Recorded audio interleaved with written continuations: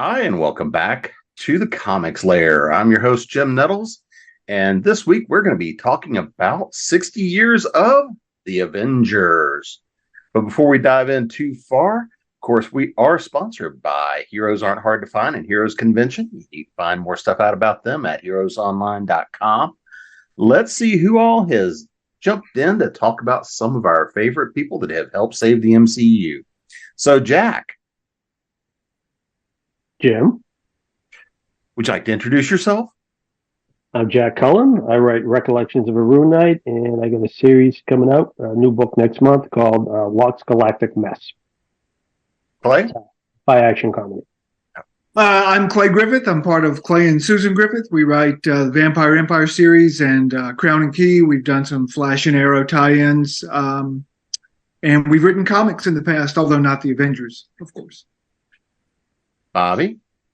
Yes, Bobby Nash. I'm happy to be here assembled with everybody. I can't believe you missed that in the intro there. I did. Well, getting us all assembled here, the Legion of Doom or somebody was. Yes. Fully required. Yes. I write novels, comic books, various things. I have written a lot of comics. I've written some superheroes. I've also never written the Avengers, although I think that would be fun. So that's me. Van Allen. Hey, I'm Allen Plexico. Call me Van. And I write the stuff that Bobby doesn't write. And otherwise, for the last 28 years, I have run AvengersAssemble.net. So it's been up even longer than like Marvel.com and celebrating all things Avengers. Wayland? I write under the name Wayland Smith. I review pretty much every superhero-based TV show and movie and some books and comics on a site called comicbookclog.com. I have a novel series about superhuman mercenaries who get paid to use their powers called Wildside Incorporated. The first 2 books of that is out. And then between novels and short stories, aside from that, I think I've hit almost every genre at least once. And David. My name is David Taylor II. I'm a songwriter, a producer, an educator, and an author. I write fantasy novels, I write children's books, and I write comic books. And that last one is my first love. Yes. So can't wait to do more indie stuff, can't wait to do more mainstream stuff. Just can't wait. Just bring it. I just take all of it. Yeah, and it's about time to do that follow-up for you on grading prose, but that's a whole different story. So let's kind of dive in. Where'd you guys find or first really kind of discover the Avengers? So Jack, how about you? I discovered the Avengers in a little corner store across the street from the church whose service I was supposed to be at. And I bought the comic book using the money that was supposed to go into the basket. And since I was deep in sin at that point, I was hooked ever since. If you're going to go all the way, right? Don't just put your toe in. If you're going to go, then dive in. But I read the comic book in the church in the back pew, so that makes it okay. Does that make it a holy book? Well, it was anyway. Yeah. All right, Clay, save me here. I started with the Avengers probably 1967 or 68. I'm old. And back in the days of, Stan may have still been doing it, but Roy Thomas and John Buscema, Vision, Yellow Jacket, that was my time. The summer of 1968 with that Avengers annual was the summer of love. It was great. Bobby? I actually have a very vivid memory of the first time I encountered the Avengers. I don't remember dates, but I remember it was a Saturday, and we did not do these kind of things often. So it was a big day. We went out. The local drive-through, so this was in the 70s, the local drive-through had a flea market during the day. So we went to the flea market, and I picked up this book called Marvel Super Action, number 22, which was a reprint of Avengers 61. It featured this wonderful team that I had never heard of any of these characters.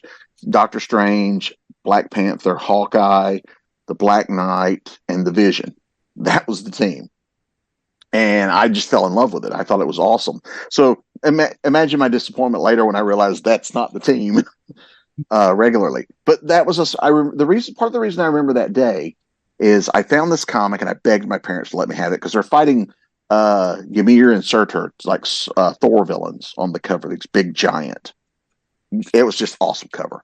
But I remember the day especially because we went out to eat. We went back to the drive-thru for a double feature. And so waiting on the double feature to start, I read the comic.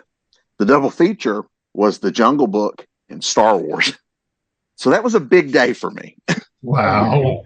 So it's vivid in my brain because those were the first movies I had ever seen in a like big screen setting. So it was a big day for me. That was a big day. Yeah. This is almost your origin story. I know, right? It could have gone either way. Van? Well, kind of like what two of you said, it was the summer of amazingness, and similar to Bobby's story, I had seen the Marvel Superheroes lunchbox in like first and second grade and gotten up close to one that I didn't know. I had like emergency or something, right? I got up close to it and I was fascinated by Iron Man. Is this a human? Is this a guy in armor? Is this a robot? Is this a statue? What is this? But he's flying. How can he be flying if he's made out of metal? I was fascinated with Iron Man and still am. And so I was primed, right? And then somehow, I don't know how exactly, but the next summer, 77, somebody handed to me, gave me 162, The Bride of Ultron. Jim Shooter, George Perez, Ultron, the Avengers. I mean, mind blown. This was incredible, right? And then like a week later, I'm visiting with my parents, visiting somebody at the hospital. We go in a little snack bar in the hospital. Marvel 2-in-1 Annual #2 with the Avengers, Captain Marvel, Warlock, The Thing, and Spider-Man fighting Thanos. And this was the summer of Star Wars. I'm just like, everything I've loved the rest of my life goes back to that one summer. So, yeah. Wayland, how about you?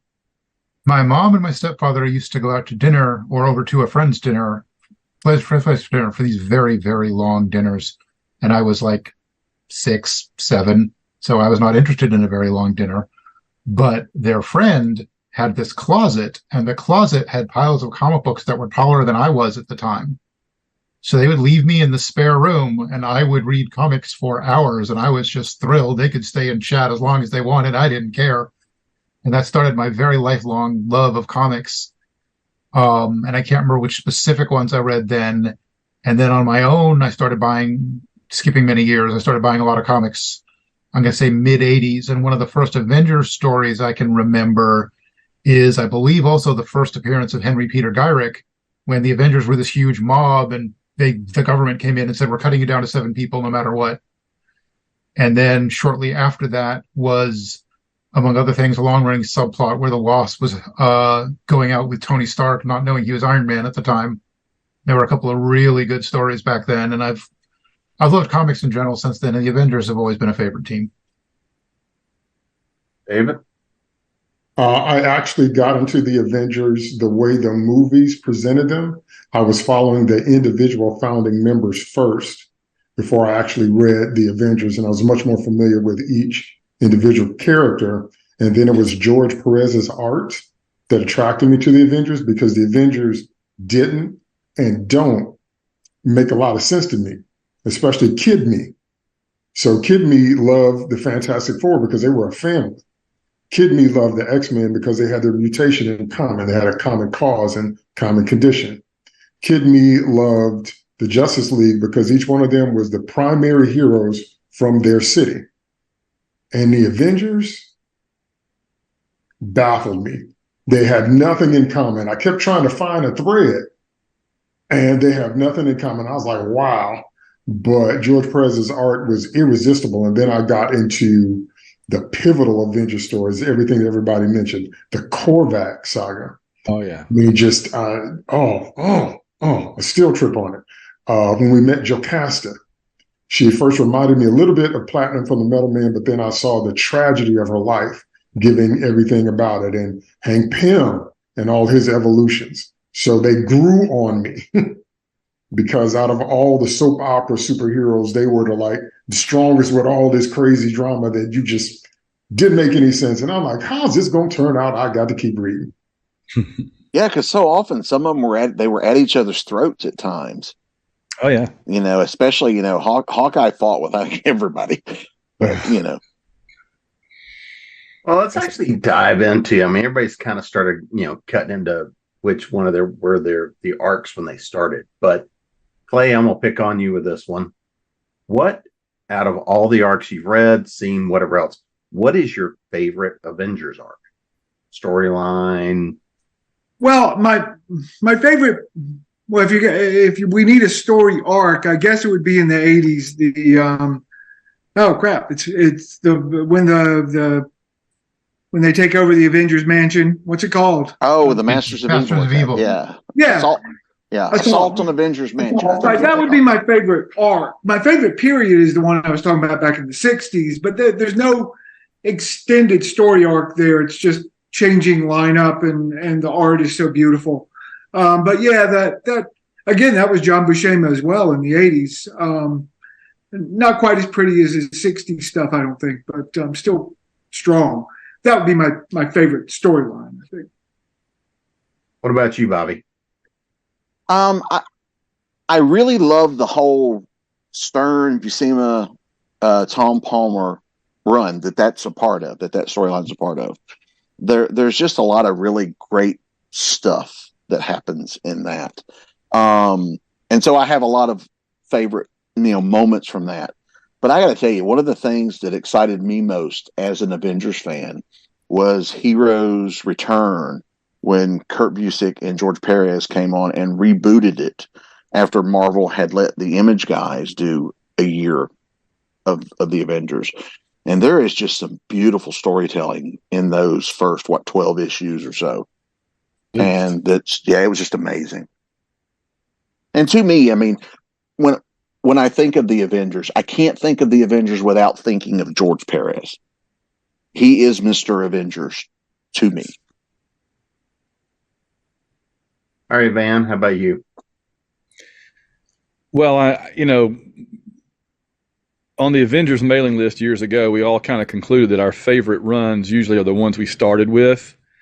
And I just feel like in my case, that happens to be legitimate for more than just me, though, because I just happened to start with George Perez and Jim Shooter. I started in 162 and I quickly backfilled to 158 where they came aboard, where Shooter came aboard. And that great Kirby cover of Vision and Wonder Man fighting the first time, while Iron Man is like, let them fight, let them destroy my mansion. So that whole run there, the first year or two that included the Ultron stories, the Bride of Ultron, included Korvac, included Count Nefaria that Byrne did with Shooter that was so amazing. The Graviton, there's just so much great stuff in that run. But my favorite story was at the exact same time, but it was that annual story, Avengers Annual number 7, Marvel 2-in-1 Annual number 2, when they go up against Thanos, because, it's this incredible coming together of stuff that Starlin had been setting up for years in Warlock and Captain Marvel crossed over with the stuff that had been coming in the Avengers. And it all kind of comes together in these two extra long stories. And I want to mention one other thing. You mentioned Hawkeye and his annoying attitude. I'm currently doing all of the Avengers on AvengersSymbil.net, where I do a YouTube video like twice a month, reading every issue of the Avengers from the beginning. I'm up to about issue number 40 now. And I've been commenting every episode, why doesn't somebody just murder Hawkeye? Why? What does he think he is contributing? He's like, Hawkeye's first appearance is, hey guys, let me be an Avenger. I'll be good, I promise. And they're like, okay, Hawkeye, you can be an Avenger. And then from that point on, he just insult, criticize, insult. I'm like, just kill him. Well, I always wondered about that. I always wondered what it was about archers, because at the same time, Green Arrow was a jerk over at DC. Was he? So it's like, what's the thing about guys that shoot bow and arrows that have to be jerks? Same reason Speedster's got no patience, I guess. Yeah. Now, I always thought it was bravado because if you're hanging on a team with gods, with Batman, you have to have that confidence and that presence, and you can't break character. But when you're an archer, you got to crack wise and seem more confident than you are because you're on a team with Thor. but Hawkeye is on a team with Captain America, Quicksilver, and the Scarlet Witch. I mean, yeah, they're all more powerful than him, but everybody's more powerful than him. I just don't know why. It was always Scarlet Witch. I just kept waiting for her to do something. Oh, I know. Yeah, well, it was that era. All right, Wayland, how about for you? For story arcs, I'm actually going to go with what Clay said. The assault on Avengers Mansion was really, really cool. For individual stories, I think I'm going to say Avengers Annual 10. And when most people think of that, they're going to say Rogue's first appearance. And yeah, that was important. But this was also when it was revealed what happened to Carol Danvers. And this was still relatively early in my comic reading. And it blew my mind that an entire team of these incredible heroes screwed something up that badly and hurt one of their friends that badly and had no idea they'd done it until years later. It was a fantastic story. Wayland, I interviewed David Michelinie about that in particular. And it's one of those things where one writer thought it made perfect sense. Another writer was forced to write it, not sure. And then a third writer said, this is garbage. And obviously, Claremont's the one that thought it was garbage. And so he took his first opportunity. Yeah, so he took his first opportunity. You come up with me with a subtle boost from my machines. Dude, really? Yeah, to Jim Shooter, that's brilliant writing. To Chris Claremont, it's an atrocity. It just shows you how different people perceive the same thing. It's fascinating. David? Oh, man. It's a tie between Ultron Unlimited and the Scarlet Witch on Wundagore Mountain. Oh, that was a good one. Because that was the first, Wanda's crazy stories. Wanda's possessed. Wanda's got more power than she's aware of. But I love the snake in the garden stories. Where one of your own flips because they know all your secrets. And there's so much. And so if one of your own goes crazy and they're super powerful, and then they never have been able to define Wanda's powers, their chaos magic, their hex powers, their probability powers, whatever. So that means it was kind of open-ended. So I was like, how far are they going with this? Because I was like, is she going to murder them all? So I'm just standing there with my mouth open. So that and Ultron Unlimited, because in Ultron, I found a villain that kept coming back, but it made sense. One of the few villains were based on the way he's constructed, that he would keep coming back and he'd be kind of a perennial threat to them. So both of those, I love both of those. The art was good, but it was the mind-blowing nature of how are they going to get out of this? So, and having Wanda, who is your quietest wallflower of a character, she is one of the most powerful characters in the Marvel Universe, I think. Well, it showcases why Dark Phoenix worked, and I have to tweet about that every day, is you have to fall in love with Jean Grey, you have to fall in love with Wanda Maximoff and understand they're not overly aggressive people by nature. They're the kind of people who found themselves with powers and went with it. And then all of a sudden they get warped into these cosmic level kind of things that the reality shapers, reality warpers, and wow. Jack, how about you? I'm going to go with the arc I love to hate. It was well done, but it hurt me so bad because it was my favorite character at the time, which was the fall of Henry Pym. Where they had that whole arc where he was starting to lose his mind. And then, Egghead took advantage of him and he went from hero to zero. And I thought it was really well done, and I hated every minute of it. But it was a good story. I just didn't like how it ended. And even the way they ended it, they did it well. So, Bobby, when we look at 60 years of the Avengers, right? There's a lot of stories. There's a lot of people that have come in. What's your favorite villain story out of that time? Wow, that's a toughie. When I always kind of go back to Kane. Kane seems like the big Avengers villain. He was there from what was it, issue 5? We've had a few runs, good Kang stories over the years that have not, And of course, I absolutely love Avengers Forever, which is a Kang story. And so there's just something really interesting and cool about Kang, especially when they started working to correct some of the inconsistencies of the character over the years with the Kangs from multiple, threads of the universe, multiverse, or whatever you want to call it, coming together and pitting against each other, and that subtle backstory that ran through multiple titles where, they would use the same scenes of the same battles, so is he Doctor Doom? Is he Ramatut? Is he Immortus?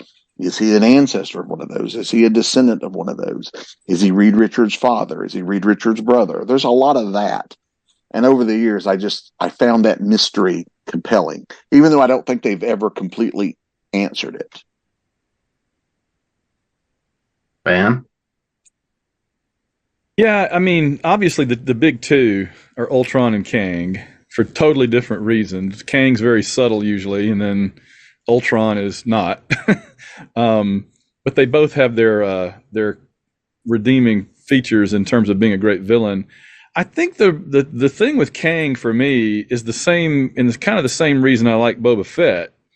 In both cases, you got a man of mystery and armor, okay, that can do mysterious things, and you never fully get it. At least in my case, never get to fully appreciate it, because here's what happened. I started reading the Avengers in 1977. Around 1975, Steve Englehart had done Kang so many times that he killed him off. And so Kang was dead when I started reading the Avengers. And I read pretty much straight through into the mid-'80s. And then I quit reading for a while I was in high school and college. And that's when Kang came back, and I missed him again. And so for like 20 years, the only experience I had with Kang was people talking about him. Oh, Kang. I'm like, Kang, what do I know about Kang? I don't know. And then, and David Michelinie's novel, The Man Who Stole Tomorrow. But that was a very different Kang, right? You couldn't get a real appreciation for comic book Kang from reading that book, because in the book, he's just kind of a crazy person. So it really wasn't until Avengers Forever, believe it or not, that I really got to read a Kang story and go, oh, that's the guy I've been missing my entire life, strangely enough. And so so it's just weird. I have this really weird relationship with Kang. I really, really like him, but I've only read just a few of his stories over a very, the Kurt Busiek one, the great long Kang Dynasty one was good too, but I think I would have enjoyed it more if I'd had more background with the character. He just kind of pops up and kicks the Avengers' butts, and I'm like, well, I need to know more. I don't understand, and who is this Centurion guy, and what is the connection with this Egyptian guy and all. So like Bobby said, there's all kind of layers to Kang, and it's just a lot to kind of wrap your mind around. So, but he is very intriguing for sure. I mean, obviously they put way more time and effort into developing him than probably, there's not a lot of Ultron to develop, he shows up, he fights, he gets blown up. Okay. But Kang, they've put a lot of work into, so there's a lot to get to know. Wayland? I'm going to go with a very different character because of two different stories. I'm going to say Baron Zemo, one because of the assault on Avengers Mansion, which was a great story that we talked about, and one because he was the genius who sat back and realized, hey, wait a minute, all of Earth's heroes are gone. This is a phenomenal opportunity. And he created the Thunderbolts. And when they did that first big reveal of who the Thunderbolts actually were, I remember actually putting the comic book down for a minute and just going, wow, that's amazing. Wayland, I got to tell you real quick, on the Avengers mailing list, we had a guy that was just super Avengers genius. Like 10 times more than I've ever been, or any of us probably. And when the first that Hulk issue that had them in it came out, and then there was like a preview ad, a one-page ad, and this guy posts in our group and says, oh, I guarantee you that's going to be Baron Zemo and Beetle, and and just named every one of them. And we're all just like, oh my gosh, that would be really cool, but there's no way. And the issue came out, and we're all just like, you are the man. And Kurt Busiek was on our group, and he was just like, I didn't tell him anything. Yeah. And And it's one of those There things was too. one person. Yeah. There Once was we one saw guy. once we saw the reveal, it's like, of course. But Yeah. yeah, I was completely blown away. Yeah. Yeah. He spoiled it for all of us. All right, David, who is it for you? He's actually a hero now. He's my favorite Avenger. When he first appeared, he was quote unquote a villain, and that's the Vision. So I'll have to say Vision and Ultron, because everything about the original story of the Vision, I love. It's incredible. And I don't like all the retcons. I just ignore them in my headcanon. But I like the idea of an infiltrator. I like the idea of Ultron being that crazy, jealous son. You don't love me. You rejected me. I'm more than what you had. You tried to destroy me. And now I'm going to dedicate the rest of my immortal existence to figure out ways to disassemble you at your root. And so the Vision was that kind of idea that I'm going to put somebody inside the group. And then I'm going to, learn your secrets, all the different kind of stuff. So Ultron's obsessiveness, but Vision, everything about him, his powers, what he is, what he's not, where he comes from. And then he's one of the few villain turned heroes that I really like. Most of them, they get a redemption arc and go good. I don't like it. But Vision is my favorite comic book Avenger of all time. Because again, everything about him is so cool, so rooted in history, tied to many different eras. And Ultron transforming him into the Vision and Infiltrator is brilliant. Brilliant. So, Jack? I got to go with Ultron. I was astounded by the idea of a robot that, got angry, got jealous, had daddy issues. It was fantastic. I mean, as much as he wanted to kill, Henry Pym, he also wanted his father's, approval.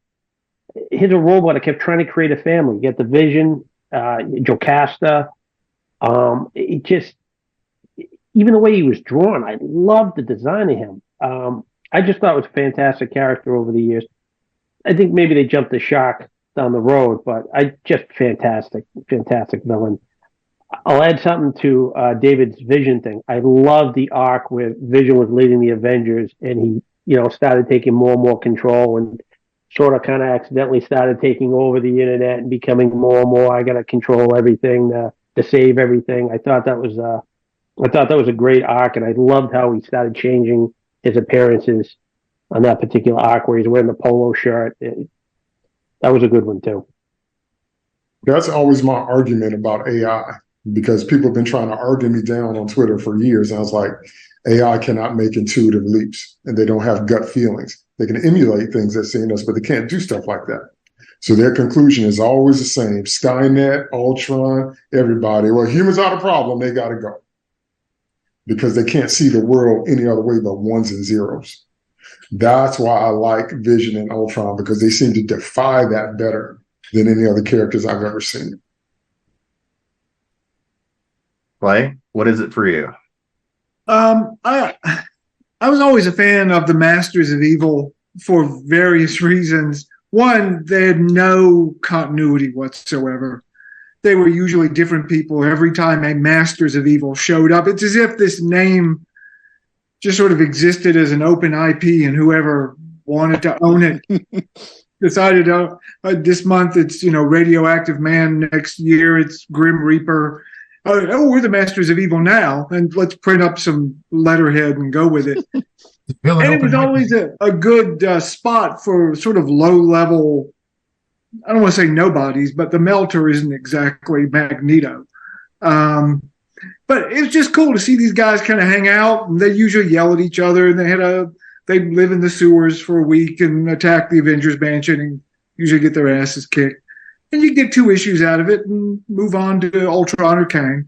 But every time they showed up, they were different, and they were a fun mix of colors. Their uniforms were different. The artist was different. It's just kind of cool to see the same group, never the same. Well, you Well, know, Clay's just upset that Mangog never fought the Avengers. Mangog could kick the Masters of Evil's ass. they got their Masters of Evil, and then they all got kicked out because they never finished their PhD of Evil. ABD. Oh, Yeah, the goodness. ABDs of Evil. Why not? I like it. I like that. Yeah. Well, just because they hung the sign out there in front of the Civic Center and said, "Hey, Masters of Evil formation." Masters of Evil recruiting today.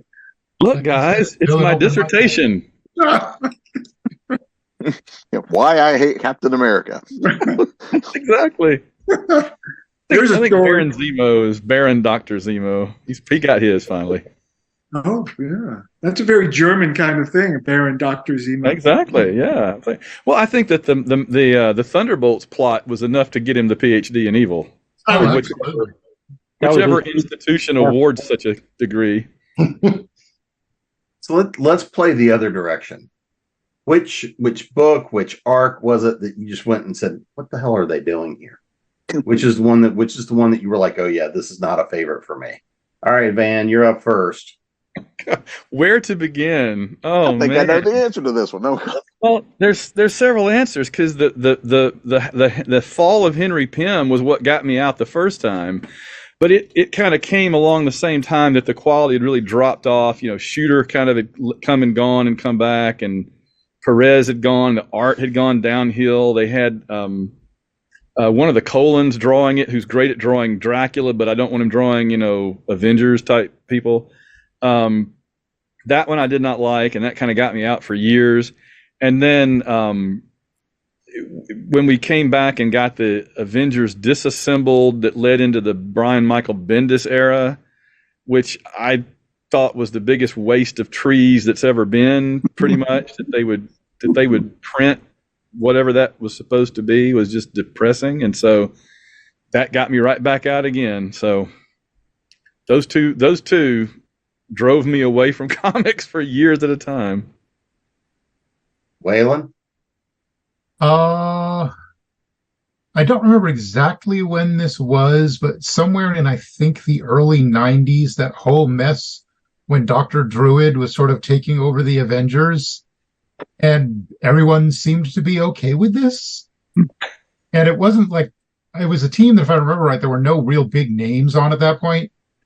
There were a couple of powerhouses. Cersei was on the team, and she's amazingly powerful, but just there were no real big names, and Druid took over, and everyone just sort of was like, "Oh, okay, what do you want to do for dinner?" It was that whole mess was weird. And Avengers Disassembled, as Van mentioned, was also pretty not good. David? Okay, you know how Jean Grey got the Phoenix Force? I got the Fanboy Force. I feel it welling up right now. So I'm going to try to keep it in control, but if flames burst behind me, then you have to understand. First one is the West Coast Avengers. I was like, what? I liked them. How you going to make I like them. that much of a job? I didn't like the West Coast Avengers. At all. I'm like, how you going to make them that much of it? No. One. Two, New Avengers with Bendis. No, Wolverine's not Avenger. Ben Grimm is not Avenger. Spider-Man's not Avenger. Jessica Drew, I'll give you. All the rest of that, that's people. I was just talking about that today. That's people that don't have the vision for what the IP is. So they say, we're going to do a whole bunch of stuff that don't fit in this world. And is it so cool? Yeah, no, it's not. So no, I couldn't even understand it, nor less stand it. Couldn't stand to read, couldn't even understand. I'm like, what? Because that starts the whole, we going to hate Tony Stark for the next 20 years. Now, I know Civil War did that. I know we got to put that on Tony to some extent. But it's like, still, they just won't let it go. Just will not let it go. So just like they never let Hal Jordan going crazy, let that go on Coast City, they never let Tony stay. They never let it go. And Bendis was just in there, just, grinding it out. So I would call that like Marvel's version of the Outsiders. That was not the Avengers. Just my opinion. Fanboy Force off. All right, Jack. Oh, well, that was hard to argue against. I got to go with the Bendis thing. No, I agree with that. I disagree with the West Coast Avengers. I enjoyed them. I took them for what they were. They were the B team. They were the not quite ready for prime time. I enjoyed it. I found it a very amusing series. But yeah, Bendis was no. play? Yeah, I'm going to go with the Dr. Druid era. Which there were elements of it I thought were cool. It's sort of the inexplicable sort of members only Avengers where they started wearing windbreakers. Yep. Maybe, but Sponsored yeah, by Dr. members Druid, only. Gilgamesh, Black Knight with a Silver lightsaber. yeah. Oh yeah, Black Knight with a lightsaber. Oh my God, that was horrible. I love Black Knight, but that thing was ridiculous. Yes. And that was just a mess. Sometimes you can bring in disparate characters and get some really cool combinations and some new things that writers have never explored. That did not in any way. I didn't, maybe a little bit with Black Knight did, as a kind of a leader figure was kind of interesting, but in general, art was pretty. I liked the art during that period. But nah, that was Tom Palmer. I'm trying to think what that arc was called. That was when they had the writer that was also like the editor of the whole Marvel. Bob Harris was writing. Bob Harris. It was Bob Harris. I can't remember the artist's name off the top of my head, and I'm blanking on it. He was great. I mean, they're professionals and they know what they're doing, but that was not good. Yeah. No, they were trying to copy the X-Men having the jackets with the X's, so they had jackets with the A's, and it was Well, and that's where Bob Harris came from because he had been editing the X-Men right before that. Yeah, I didn't think about that. You're right. They were just trying to get some merchandising in. Well, I think the New Avengers was kind of the same thing. It was like the X-Men is doing great. Let's make the Avengers the X-Men. Yeah, Wolverine and Spidey, and then So which is amazing because today they go, let's make the X-Men like the Avengers. It's a different world, Bobby, that we live in now. Sorry, I didn't mean to jump ahead. Sorry. So what's your least favorite there, Bobby? Well, I admit I did not care for the disassembled and the New Avengers era, but really where I first kind of I'm out for a while was the lead up to the Onslaught stuff. Like Tony Stark gets killed and replaced by a teenager. Oh yeah, they were mutating characters right and left. People were wearing these Teen Tony god ugly costumes, and then they all go and do the Onslaught thing, and they went to Image, and that was just not well done at all. I did not care for the. Well, I don't know if it was called it, but whatever. Heroes Reborn was what they called it. Yep. And I tried, and I just couldn't. It was like they were doing things different just to be different, not because it was there was a story reason for it. It felt like, let's just do something different. We can do whatever we want. And it just didn't work for me. You know what's interesting about that, Bobby? I never thought about it till now. That was Marvel saying our core titles that aren't X-Men are in trouble sales-wise. Let's bring in another company to do them that's more popular. Do you know that DC tried to get Marvel to do that back in the 60s? Yeah, so this is not the first time. It's just the first time it actually happened. Yeah, I remember that got so far to where, they had actually, Marvel wrote up like a pitch for their Superman series. It got that far, and But yeah, and that was also that era too, where the characters stopped being as important as who was working on them. Yeah. It was not. Absolutely. Yeah, it was not. Yeah. I love the Avengers. It was. I love Creator. Yep. Yeah, I fell out of comics during that period. Really, started a little bit in the late '80s, but really in the '90s, mid '90s. Everything was about fan favorite artists, and even the writers kind of disappeared. That's right. Yeah. Steve Epting, by the way, is the name of the artist who did the members only Avengers. He's great. He's a great artist. It's just call them that from now on. That's an amazing name. Him and Palmer. Him and Tom Palmer together. And Tom Palmer, I think, Tom Palmer really was the glue from like the 80s to the 2000s of the event because he inked almost all of them. And he was technically embellishing them. So even if you changed pencilers, there was still a consistent feel to the art. Yeah, even with like Buscema at the end of his second run, he was just doing layouts. Yeah. Wayland, I'm going to throw one of these things at you that, you get to look at and groan. Okay. you get to make your own Avengers team of any 6 Avengers, who are you picking and who's the leader and why? You don't put me on the spot or anything. Nope, not at all. Hawkeye's the leader. Iron Man. Black Panther. Captain Marvel, the Monica Rambeau version. Black Knight and Cersei. Good. That's good. So you went with Hawkeye as the leader to see how quickly they'd kill him. He never gets enough credit for it, and his attitude overshadows everything. Yeah. But if you look at some of those West Coast Avengers stories, if you look at some of the stories when it's a more reduced team, Hawkeye's damn smart. Mm-hmm. And he's real slick. He sort of takes a back seat whenever someone else shows up and does it better, and he acknowledges there are better leaders, but he's really good at it. All right, David, who's your team? Cap, Iron Man, Thor, Vision, Giant Man, Wasp. Cap's a leader.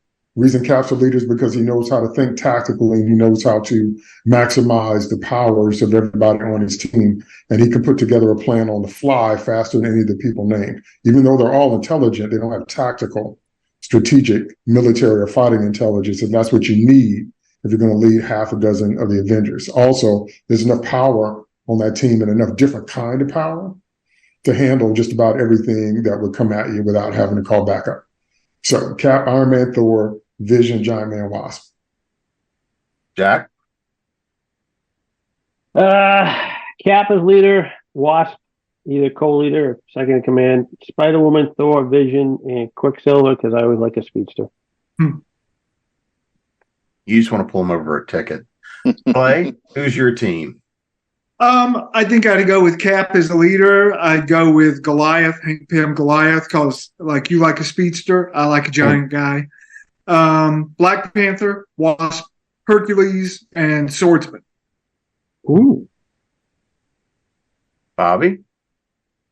I'd go with Cap as the leader. I think, and there have been some cool leaders over the years, but to me, Cap is Mr. Avengers, as a character. I would have Thor, Cap, Thor, She-Hulk, Hawkeye, just because I like Cap and Hawkeye together. I would have Spider-Woman and the Black Knight. Dan, who's your team? All right, I've been doing a lot of work on this here. Let's see what I can work out. My chairman, it's not called leader, guys. It's chairman. Thank you. Chairman is Iron Man because he's the chairman of the board. He was the chairman when I started reading, and I thought that was really cool. I want Captain Marvel. He's not dead. Smack Jim Starlin upside the head. I told him. And I want his daughter, Phyla-Vell. Mm-hmm. I want the Vision, because he's cool, as David has pointed out. And then I need some comic relief, so I got the Beast and Wonder Man. Got to have the two of them together. And I'm going to have a rotating door where every issue we bring on guest stars kind of come in and out. Maybe the collector's doing it, right? So you got Scarlet Witch, Captain America, Thor, Black Panther, Yellow Jacket and the Wasp, Hawkeye. And then I want to kind of graduate up a couple of cosmic characters to the Avengers besides Phyla and Marv. So I'm going to have Rocket Raccoon show up a little bit. And I'm going to have the original Drax the Destroyer, who was like human-sized and smart and could fire energy blast and had a cool cape. Yep. That Drax the Destroyer. So there's my freaking team with my freaking guest stars. In other words, you just set up an entire 2-season arc. Oh, I did. And I mean, that's how many characters you need in the Avengers, right? It's almost like Avengers Impossible, where he just picks a new team, whatever we need, that's the team we'll call in. Who's in the guest room? Yeah, bring him over. So David, let's actually jump a little bit differently here, because there have been a lot of people in and out of the team over the years, sometimes really short stints, things like that. Who's somebody that you think got underused, underplayed? Maybe they came through, or maybe they just, they had a good arc, but they were just sort of there. They didn't really get used all that well in a story, in an arc, whatever it is. Who is it that you think didn't get the fair run?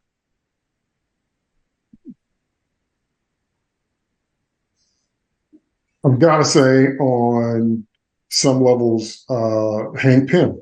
He got a lot of issues, but he got kind of like his reputation destroyed. He didn't get everything he deserved for his genius. And then when we get into the movies, he's nowhere to be found till he gets to Ant-Man, but nobody will ever know what Hank Pym has really done, just in terms of his sheer genius. If you're going to honor T'Challa and Reed Richards and Namor and all the Illuminati, no way Hank Pym, he's right there in that group. And so I just, don't think he's gotten the props that he deserves. And also with just to go Nolan for a minute, if you real world ground these things, nothing about shrinking and growing the human body would be easy. And it would cause great stress on every level that stress could exist.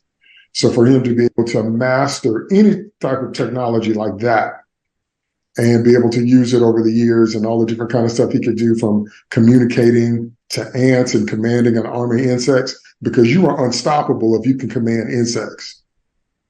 If you can command insects, that you can't be stopped if you get enough of them together.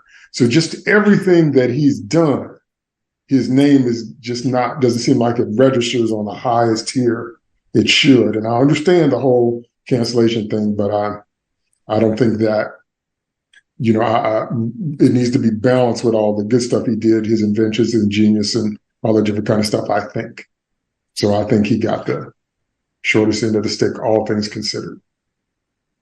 Jack? I would have gone with Henry Pym, but he got it. So I'll go with Star Fox.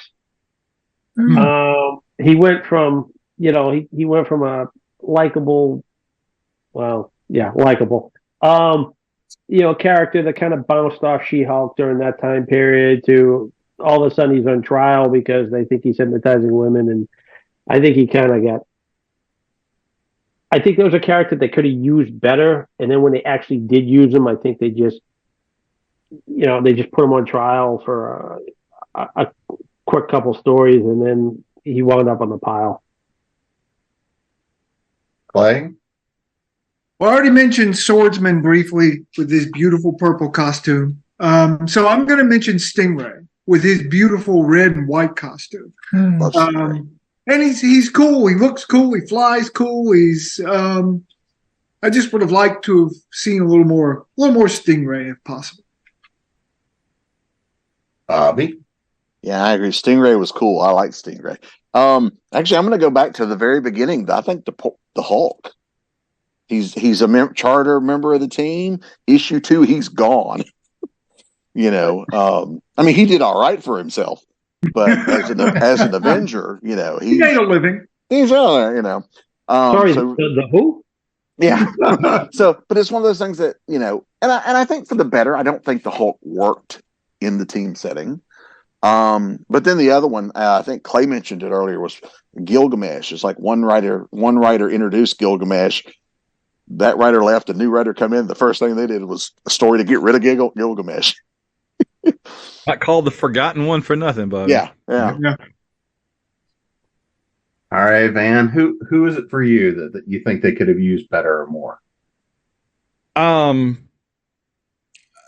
Captain Marvel could have been saved if he had become an Avenger soon enough. I don't know why they never brought him in as like a Scarlet Witch, Quicksilver, I don't have my own book anymore, but I'd be a good teammate kind of a character. But for whatever reason, they kept taking away his own book, but they wouldn't put him on a team, and so he languished. And they kept trying to do things with him individually. I mean, he's considered, we've had this debate for years, he's considered kind of like a honorary reservist Avenger, I think, at this point. If you ask Kurt Busiek or whoever, they'd say he's kind of like an honorary reservist alternate, or whatever, Legion of Substitute Hero type, but he was never like a frontline Avenger, never. And I think that meant he didn't get the little card that lets you go into Waffle House for free or whatever. But he didn't get the annual physicals. They would have caught it. Yeah, no insurance. Yeah. No, obviously no health insurance. You don't get that $1,000 a week stipend. Yeah, no, that's what would get like a Peter Parker in. Yeah. I think Cap would have been in it for the healthcare. Marv would, but anyway, I just feel like if they had gotten him into the Avengers and made him a regular contributing supporting character, then they wouldn't have gone to Jim Starlin in 1981 or 2 and said, "We don't know what to do with him anymore. Kill him." And Starlin's own father had. Well, Starlin's. It was. Starlin's own father had just died of cancer, and he goes, "Hey, I'll give him cancer." Well, thanks, Jim. You took my second favorite superhero and gave him cancer and made him, along with Uncle Ben, but not Bucky, the only Marvel characters that are dead and can never come back. Except that they keep bringing him back just to tease us. Oh, no, that wasn't him. That was a Skrull. That was a clone. That was the Cancerverse. It's just like, look, it's bad enough that you killed my second favorite superhero when I was like 12. Could you stop taunting me with his dead body, please? So I really feel like if he'd gotten to be an Avenger, they could have somehow prevented all that awfulness from happening, and we'd still be seeing him today. If I can just jump in for a minute, you touched on something very, very relevant, and that is that there are regular crime-fighting characters, there are street-level brawler characters, and there are cosmic-level characters, and I'm overgeneralizing. But the Avengers always has a mix of all three levels, but they don't always know what to do with all those levels. And I think that's one of the bigger weaknesses of the team. So that's why when they try to turn them into X-Men and they're all brawlers now, or you put Spider-Man in the thing, why, that kind of thing. So I think if they pick a lane, then I think what you're saying would have definitely, because Captain Marvel's death hit me too. If they picked a lane and they're like, we're going to deal with upper level threats and cosmic level threats, then Marvel is right there. But see, I think that their brand is that we have no lane, we are every lane. That's kind of their thing. I mean, I totally agree with you, but that's kind of their brand, is that they don't. For better or worse. Yeah. Yeah, but it is kind of overkill when you're fighting Sandman and the top, and here comes Captain Marvel. You know, what do you need? Marvel and Thor, what do you need the rest of the team for? That's what Shooter did, was have the Collector keep popping him in and out. Yeah. It was kind of a clever little story device, was you only send Thor in to help when he's absolutely needed, like Graviton or Nefaria is winning, and he pops up in the middle of the fight, which is also a clever story concept because it means the first half of the fight, the Avengers are getting their butts kicked. Yeah. And then you get to see the comeback once Thor shows up. So that was a nice little run there. It was pretty smart. Break glass in case of emergency. Yeah, kind of the opposite of what like the Justice League would do with Superman. Superman's usually the first one to get his butt kicked, so the others have to figure out some way to stop this Superman level problem. Yeah. All right, Wayland, how about you? I'm going to go a toss-up between two who didn't really get mentioned anywhere in all of that. Quasar and Wonder Man. Love Quasar. Because Quasar had a really great combination of powers and potential, and Wonder Man isn't just, hey, I'm strong and I can hit things, but he's faster than human, and he's so far off human level after all the mutations he went through that, again, back in that Avengers Annual 10, Rogue couldn't affect him, which really threw her off and actually threw off the entire Brotherhood for a minute there. They're like, oh, get him, and she touches him and nothing happens, and Rogue's like, what? And he had that suave safari jacket. Yeah. Yes, the Christmas suit. Yes. Oh, so bad. Has had wardrobe problems over the years. It was definitely a product of the time. That in one of the backup stories, when he's naming his greatest enemies, Wonder Man lists as one of his top 10 foes his assorted costume designers. Yes. Yeah. He's had some bad ones. Well, and then he's also got the whole "I don't want to die again" thing, and he's got the whole "I'm in love with the Scarlet Witch, but the Vision will fight me again" thing, and he's got the whole "I want to be an actor" thing. He's got a lot of weird, all over the map stuff going on that makes him like a very fleshed out real character. Yeah. And I so wish they had cast Nate Fillion as him. That would have been perfect. Oh yeah. Wow. Okay. Yeah, because I think they did in the second Guardians movies. I think it's one of those quick things. Like there's in front of the theater, there are movie posters with Nathan Fillion as Simon Williams in movies. Yeah. And yeah, so I was bummed when I heard it's going to be somebody else. So since we're kind of coming up on time, but we started talking a little bit about the movies and TV. I mean, we've got the larger, now on-screen MCU universe. Just kind of, and we're going to probably have to do a part 2 just to talk about the on-screen universe and how they've done it and what's been done. But Jack, how do you feel about how the MCU has gone on screen between both all the films, TV shows, how they've integrated it together, what's worked, what hadn't? I think it's great. I mean, we can pick everything apart, but the fact of the matter is, I never thought I would get to see superhero movies of this caliber in my lifetime. I remember the Captain America movie with the rubber ears. I And the spandex suits. Yeah, I mean, I think they're fantastic. I like the majority of the actors. I like the majority of the writing. Yeah, there's a hit or miss here and there. Yeah, a couple of you probably, I'm sure Bobby argued with me. I wasn't real thrilled with the She-Hulk ending on that. But the movies, I thought they were really good. Hank Pym got robbed again, where Ultron suddenly became, Tony Stark and Bruce Banner's invention. But then again, I thought they did it well, even though I hated that they were doing it. I'm very, very happy with this stuff. And I know there's a lot of bashing in the MCU right now, and I don't want to join in because we're lucky to have all that. Play? Yeah, I agree totally. Some of the earlier stuff I like better than some of the later stuff. It's all, everything I've seen has been entertaining. Nothing have I looked at and thought, oh, this was terrible, or I hate the decisions they made to change it from the comics. Or it's all been entertaining. They've done a good job, and like Jack said, I remember the old things too, and this is light years beyond it, and it's pretty cool. Bobby? Yeah, if you'd have told me when I was a teenager that one day I would be able, we always suspected Spider-Man, Captain America, these guys are going to get movies, the X-Men. But if you'd have told me one day Monica Rambeau or the Scarlet Witch or the Vision or, Crusher Creel showed up in like Agents of S.H.I.E.L.D. or those kind of characters who in no way were they ever going to get movies or TV shows, are now getting their own movies and TV shows or are appearing in these things.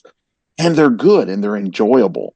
Yeah, so I love it. I'm very thrilled with it, and getting to see some of these characters that I love come to life it's fun. And yeah, like everybody said, we could nitpick, not all are made equal. But there's a lot of characters in Marvel that, and I know this is going to hurt Van when I say it, but I never would have expected Iron Man to work. I never would have thought Iron Man could carry a movie. But all those things come together, and Iron Man's one of the coolest movies they ever did. So, what do I know? And largely set the tone for the MCU. Yeah, but a lot of it too, it's one of those things. You talked about the movie with Captain America with the rubber ears. Had it been a different creative team and actors, the Iron Man movie could have not worked as well. They really caught a lot of lightning in a bottle, so to speak. They talk about Tom Cruise being Iron Man. Yeah, that would have been a completely different movie, and it may not have created the MCU. Yeah. Well, at least Tom Cruise has proven reliably he can kill a franchise. It's Downey's personality that really created the MCU as much as anything. Yeah. And that's gotten that from anybody else. Well, that and Barbara, yeah. Van? We had an Avengers movie in 2012, 15, 18, and 19, and it's now been 4 years. How they are not putting out an Avengers movie every 2 years is beyond me. They're raking in over $1 billion every time they do it. If I were a Disney shareholder, I would be suing Disney for devaluing my stock because they've got a property that should be, I've always said it's kind of the difference between how the British do stuff and how the Americans do. The British say, "Oh, this is successful. We'll make a TV show. We'll put a movie out every year." Look at Doctor Who, right? Look at James Bond up until recently. Whereas the Avengers, we've gotten 4 movies in going on 20 years almost, or 15, 20 years. So they need to get cracking and get us some more. I know they keep saying, well, there's 2 more coming, but they keep pushing them and pushing them. Just give us something. I just don't understand why they feel this need to go eons between doing popular properties. I mean, and you could argue that the worst thing that the Marvel Universe did financially in the long run was put out Endgame. Because while it made the most money, it also set the bar so freaking high that everything that's come out after it, people are like, oh, it was okay. You know, if the movies of the last 3 years had come out 10 years ago, people have been like, whoa. And now they're like, well, you know. Because they're comparing it. Galaxy 3 was okay. You know, Shang-Chi was okay. You know, they set the bar so freaking high with Endgame. They need to be doing more Avengers movies to kind of move that in the past. Say that was a thing we did. We blew it all out, and now let's just get back to normal. That's how I see it. Wayland? I think from Iron Man 1 through Endgame is a masterclass in storytelling. And I think you could easily do a 2-hour lecture on just that final battle in Endgame with all of the callbacks and all of the little subplots over the last however many years that was that popped up in that last battle. I think they've done some phenomenal stuff. They have made changes from comics, and my go-to rule has always been in the past that when you start making massive changes from the source material, that's when you start killing a movie, like, say, I don't know, Jonah Hex. But I think every change they've made in the MCU away from a comics has actually been a good choice and sometimes been a stronger choice. I never understood why a biochemist was able to create a massive, unstoppable, artificially intelligent robot. Well, that's Stark and comic Banner book doing science. It made perfect sense to me. Oh, they say here in New England, wicked smart. But yeah, I think the MCU is brilliant, and if you want to do another thing on just the MCU, I would absolutely be there. Mm-hmm. David? Okay. Fanboy Force Rising. I agree with what everybody said. You're going to have to make it count because you're going to get the last word here. Okay, I agree with what everybody said in that we are lucky to have experienced this in our lifetimes and that we're grateful for seeing the stuff that we've seen, because when we were kids, there would have been no way we could have predicted this future. I agree 100% with that. But I got an issue with them making Tony Stark the center of everything, including an Uncle Ben substitute. Don't like that. Don't like what they've done to Wanda. It came from the comics and now leaped over into the movies, because once again, once you get God level reality warping powers where you can just speak a word and reality change, where do you go from there? Because they understood Phoenix had to die. So every time Jean Grey comes back, we just roll our eyes like, okay, you got to tell the same story. Same with Wanda. Wanda used to be one of my favorite characters, and now it just soured me on that whole idea. So what I would have done, picking up on what Van said, was I would have taken a break after Endgame and introduced some other teams or whatever they had ready, or gone in a different direction, or maybe even focus on the defenders, let it rest, and then bring them back later, because then people could have, had a time to miss them and get hungry again. And if we had done that, and you tell me all the original Avengers are coming back, we're there, man. We're breaking records. We're wrapped around the movie theater if they did that. But the way it's been doing now, it's that, and I don't agree with the fatigue thing. This is what I think. The same problem they have in Silicon Valley is now no one can be happy or successful because now they think every company has to be Google. So you make a company, if it doesn't turn into a multi-billion, a Google or Amazon, then it's no longer good enough. That's what Van was saying, and I agree with that. Set high bar, and The Dark Knight was the first film to make $1 billion. But the Avengers made $1 billion, and now all of a sudden, if a movie does make $1 billion, it's not any good, and that's not correct. So Too Long didn't read. What I'm trying to say was I think they took a lot of stuff too far, and they should have. It's just as much wisdom to know how to start as it is to know when to stop. Well, I think that's a good place to end this one on. But before we do, let's make sure everybody knows where to find you guys. Jack? Website, social media, and of course, that latest release. It can be found at jackcullenwrites.com or on Facebook or other social media as Jack Cullen Books. Next month, I've got Lost Galactic Mess coming out, sci-fi alien abduction action comedy, and I've got an urban fantasy series called Recollections of a Roommate. Clay? You can find us at clayandsusangriffith.com. We're on Facebook separately and together. And that's about it right now, actually. Bobby? BobbyNash.com is my website. Author Bobby Nash on Facebook. Bobby Nash Writes on Instagram. I'm on like the new one, the Blue Sky and all. Although I think it's just Bobby Nash. And then I'm always have stuff coming out. I have comics that I wrote a lot of comics in the last year and a half, which is awesome. And a lot of them will be out, either by probably next year, I would assume. I'm usually the last to know when things are coming out. But yeah, I'm excited to share some of that with them. And some of them were superheroes, so it was really nice to get back into that genre, which I had not done in a while. Van? www.plexico.net and avengersassemble.net. I am at Van Allen Plexico on the Twitter. And my latest work is, there was the Pulsar comic book, my main character from the Sentinels superhero novels. In our first comic book that came out, Pulsar, it's on Kablam. And my most recent novel is Validus V, which is giant freaking Japanese robots versus giant monsters in the Pacific Ocean. Got the Pulp Factory Award for Best Novel this year, called Validus V. Quick question, are the Avengers Assembled books still available? Yeah, if you go to Amazon, I didn't think about those. Thank you, Bobby. Yeah, like 10 years ago, we did, we of the AvengersAssembled.net website and the group mailing list did 2 books, Assembled and Assembled 2. Assembled is a bunch of essays by longtime Avengers readers like us, talking about the different periods in Avengers history, starting with Stan and Jack and working all the way up through that period. And Assembled 2 gets really in depth about Iron Man, Thor, Captain America, Kang, and Ultron. So those are both on Amazon. Assembled and Assembled 2. Wayland?